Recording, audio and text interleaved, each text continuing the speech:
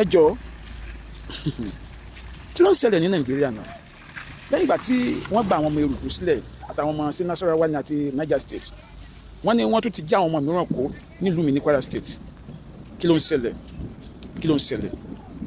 àwọn kan táwa dẹ̀ ń sọ lélẹ́yìn ókè à ń sọ wípé kí Amẹ́ríkà wá gbèjà wá ń sìn ṣùgbọ́n ṣé bá ní àwọn ológun lórílẹ̀‐èdè yìí bọ́jẹ̀tì tí ìjọba ń sọ wípé àwọn àyàsọ́tọ̀ fún ètò ààbò wa kí ni wọ́n fi ṣe ẹ dá mi lóhùn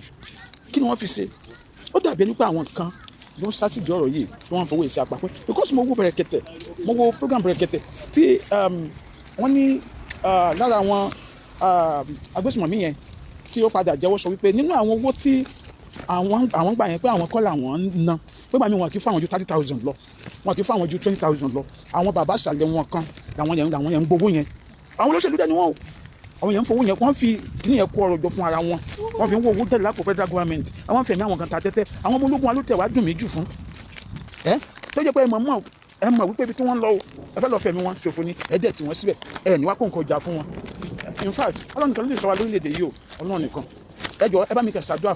kan fún àwọn olórí wa this is Adomale. Ade Advocates for the masses.